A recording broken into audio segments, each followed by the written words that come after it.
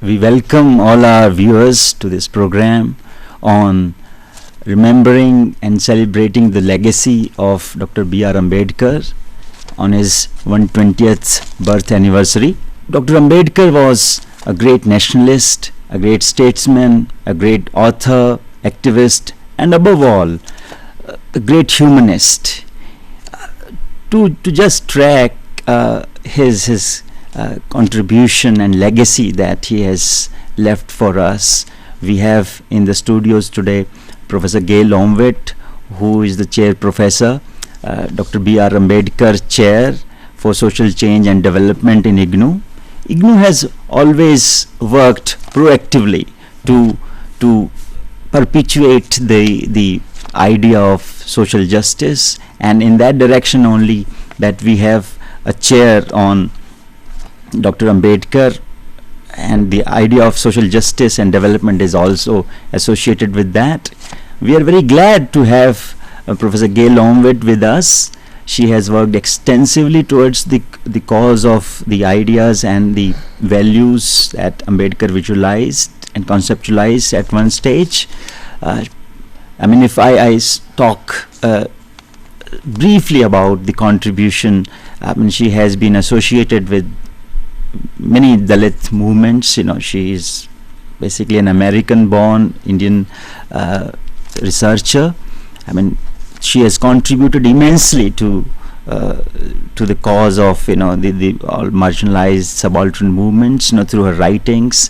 If I just name a few, Dalits and Democratic Revolution, Seeking Begumpura, The Social Vision of Anti-Caste Intellectuals. A recent book is Understanding Caste, where she tracks the evolution of this movement right from Buddha to Ambedkar. I think she is the best person to speak to on this topic and on this program that we have on the legacy of Ambedkar.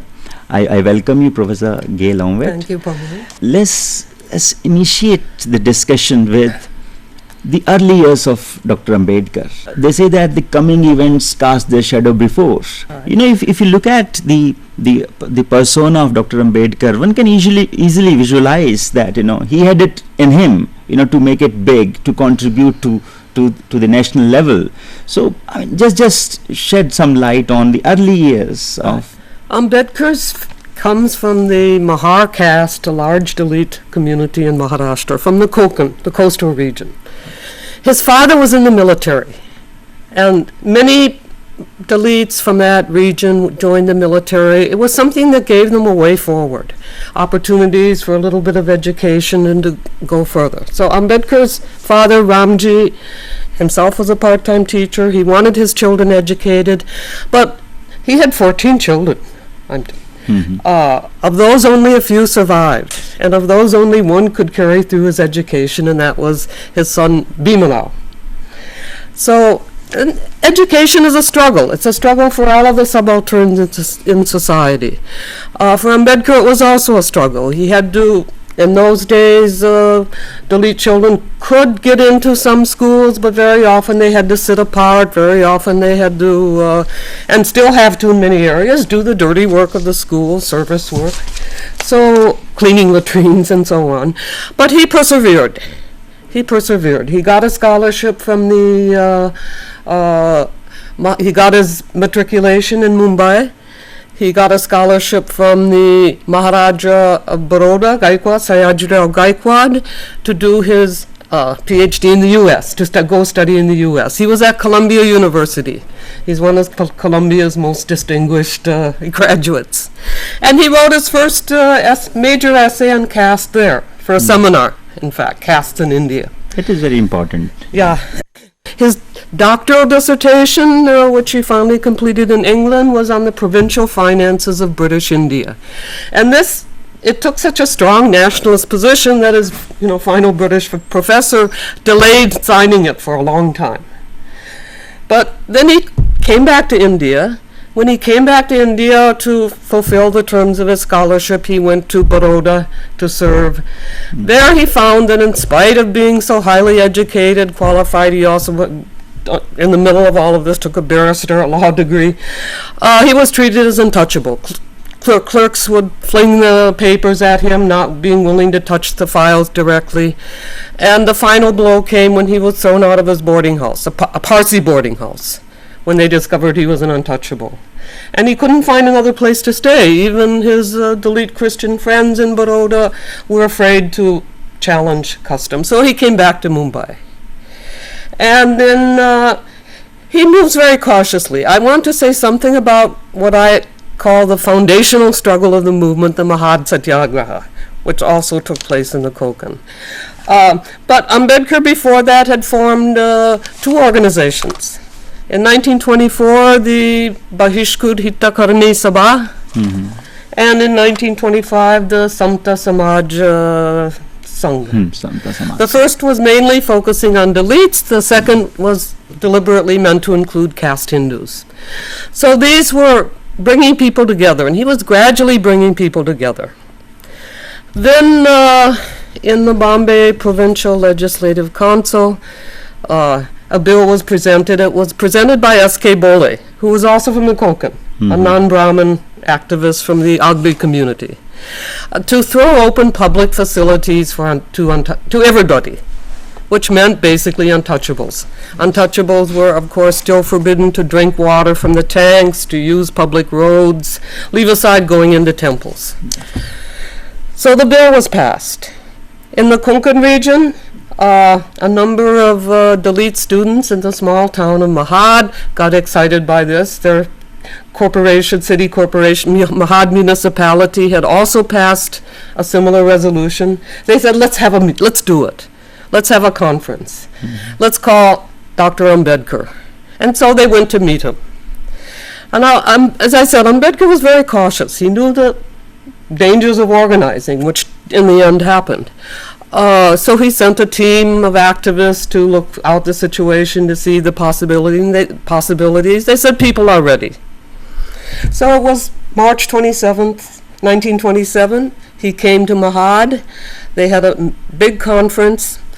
The masses of people were Dalits, Mahars. Okay. But there was also a team of upper caste activists.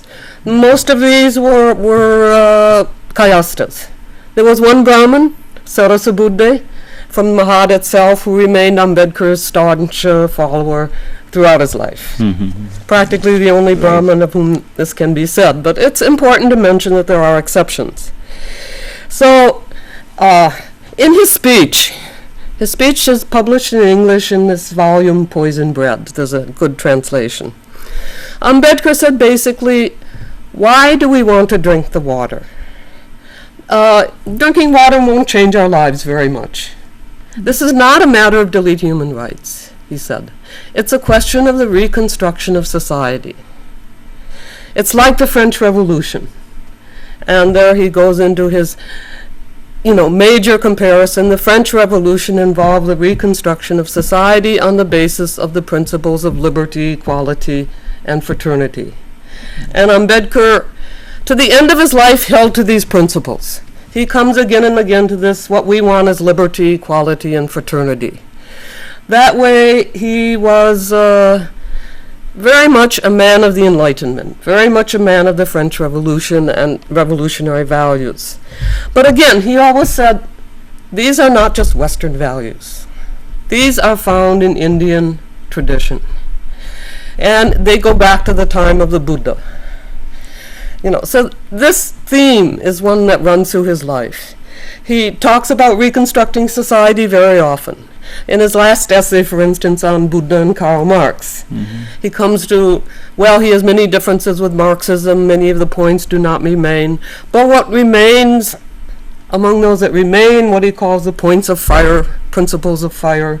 He mentions the famous saying, the point philosophers only theorize, think about the world, theorize about the world, the point is to change the world.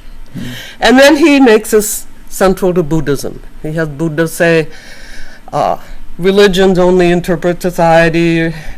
The point of the Dhamma is to reconstruct society, reconstruct the world. That is very important, you see. Yeah. I mean, when you say that, Ambedkar made it very explicit in his, Mahar Satyagraha, that, our struggle is not to take or draw water from that well, from that pond, but it's a larger thing, liberty, equality, fraternity, and the way he said that these values belong to humanity, and I mean it's not a Western concept.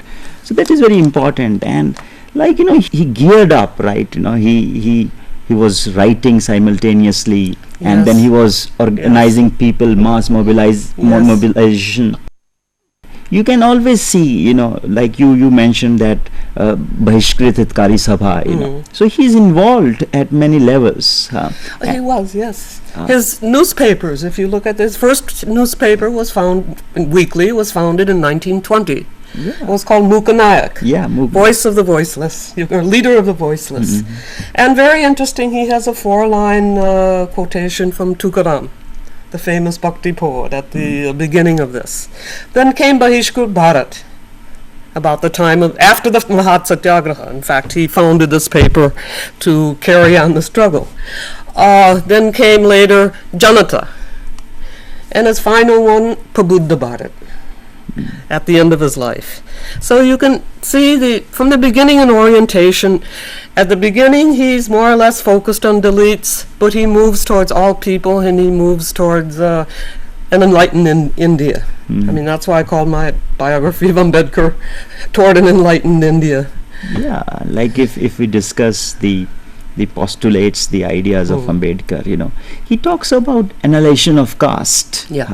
I mean, the major, the idea that, he proposes out of his own experiences and out of the gross social reality of Indian society, So he's proposing, and he also talks about annihilation of caste led by Dalits.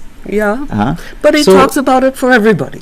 And like the speech that he I mean, which he couldn't deliver, I mean, and it's a major document, I think, the document. I mean, and that has, left an enormous impact on Indian society. I think one of the problems of Indians have in dealing with Ambedkar is that the way that he's handled, put in his place, is to take him simply as an untouchable leader, Dalit leader. But he was not. I mean, as we see, he was really concerned about all sections of society. As an untouchable, he was forced into the position where he had the strongest mass base among Dalits. But if you look at his actions and see the issues that he took up, it was much more than that.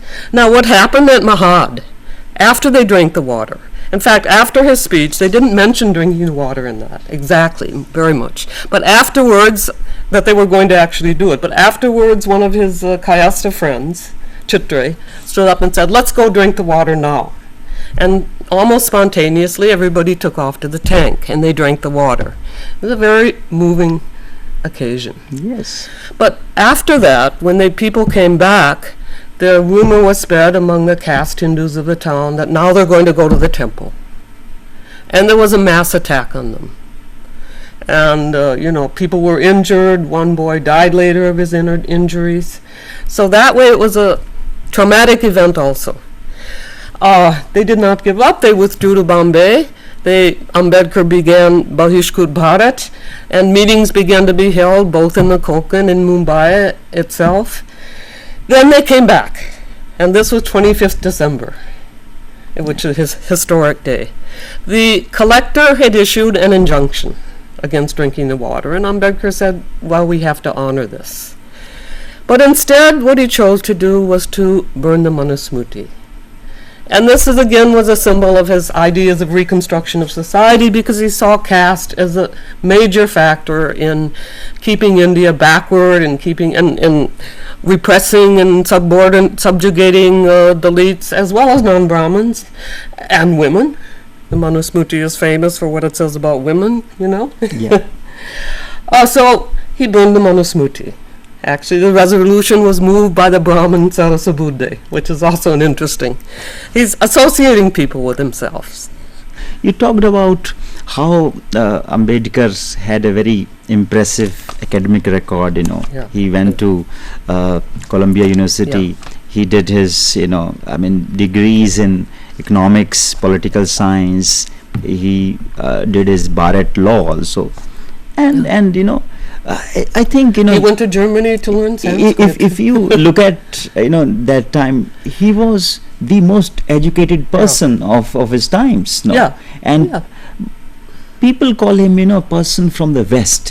I mean, like the way he studied, and he talks about in that sense Enlightenment ideals. No, but I think somewhere there are some local ideas which guide him. Yes. Like if look at the ideas of Kabir, Phule, Yes. the force, Yes. the stimulus that Ambedkar has a very local base. Yes. I mean, of course, he went to the West and derived Because great the West deed. had the best education Yeah, at that the time. Yeah, and he was kind of sponsored on the basis of his merit. Yeah. So like just talk to us about the legacy that he followed, Phule Yes. and Kabir, and he has referred to these people extensively. Yes. Well, he said his teachers or gurus were Buddha, Kabir, and Phule, and this really marks the three stages major stages of Indian history, of the what I call the subaltern movement, subaltern philosophies. People think of Indian tradition in the singular. There's a great tradition that begins with the Vedic period, Vedas and Sanskrit and so on. All the rest are diverse local traditions, supposedly. But this is not true. Every society, every stratified society has elite philosophies as well as subaltern philosophies. So in the West, it's not just Plato and Aristotle, but also the Hebrew prophets, Jesus, some of the philosophers, also like Heraclitus. In India, the major tradition, and we don't know much about the Indus civilization, but much of it may go back to there, but you have Buddha and Buddhism in the middle of the first millennium, BCE. No, I say BCE, before Common Era. That's politically correct. Now, again, people think of Hinduism or Brahmanism as something very, very old. 5,000 years is commonly used. This is not really true. As I understand it, about the same period, Buddhism and the others of the Shramana tradition, Jainism, Lokayata, materialism, they were coming into existence, and Brahmanism was just really being formulated. The first Vedic society was stratified, but it was not a caste society. The first mention of Varna comes in the Purush Sukta of the Rig Veda in the 10th century BCE. And then things developed in later, so they develop in tandem. And in any case, Ambedkar was a man of the Enlightenment. He wanted industrialization, he wanted economic development, he told Dalits to go to the cities. In contrast, Gandhi presented a romanticized version of a village society in his Ram Raja. Through Hindu Code Bill, Yeah. he is, kind of, creating a new kind of movement, But of course, that was not allowed to, Yeah. happen. And you said that he's talking about Muslims and their their place in the Indian nation. If you look at his scholarship, he uses very scholarly language. Rational language, he cites his sources, he gives long quotations. Ambedkar himself, as a scholar, first of all, he could never be a full-time scholar. He had to either work, or so he was serving in the ministry, he was carrying on his political and social activities, economic activities during the day. Most of his writing took place at night, that we know. Right. He never wrote any one full-scale book. There are 17 volumes published by the Maharashtra government, many of them unpublished manuscripts previously. He wrote books that were published. He wrote a number of his books were published. He had to most often publish them himself. For one thing, I think that he felt an affinity with Buddhism. Buddhism, after all, the Buddha emphasized reason and self-action. Atta Dipa Bhav is one of the most famous things. Be your own lamps. He said, don't follow things, he said, just because I said it, but because you worked it through for yourselves. And this Ambedkar appreciated very much. Yeah, it's again a theme of I would say, the whole movement of subaltern social philosophy in India. And he also, gave a call, educate, agitate and organize. Arise. Yeah.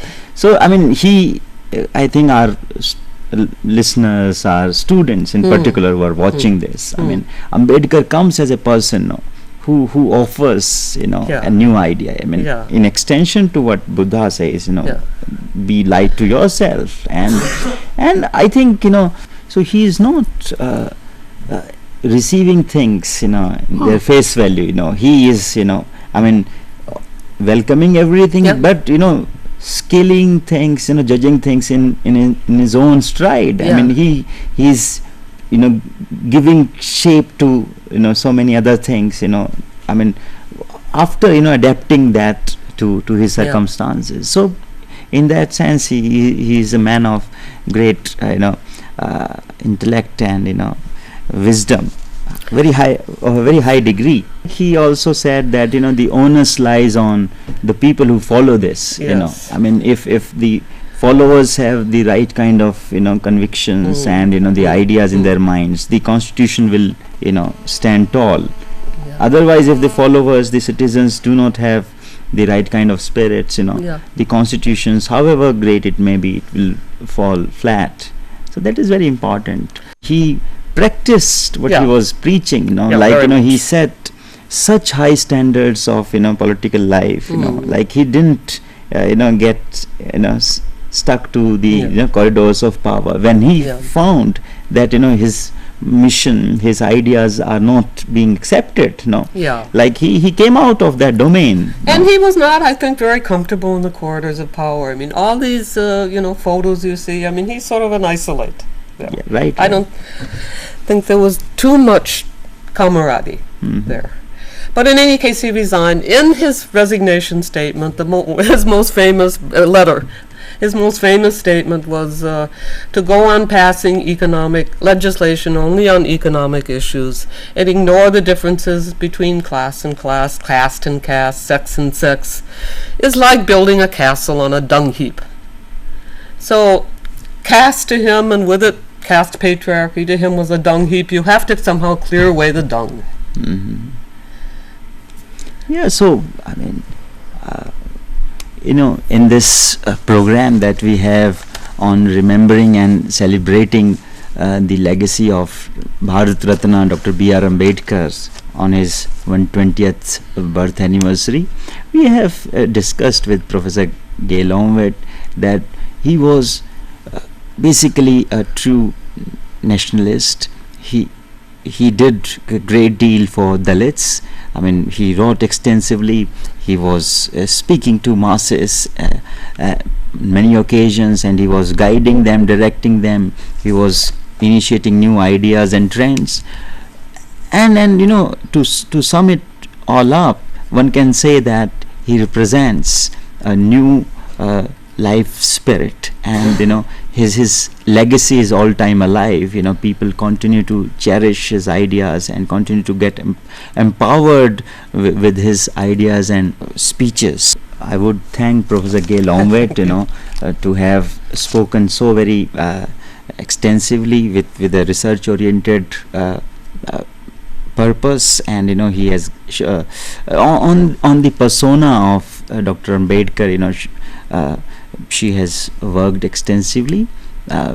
We thank her from the bottom of our hearts, and I thank you, Dr. Kumar. Yeah, from my behalf, on the behalf of our learners, and I hope that the B.R. Ambedkar Chair for Social Change and Development will continue, its purpose of spreading the spirit and mission of Dr. Ambedkar.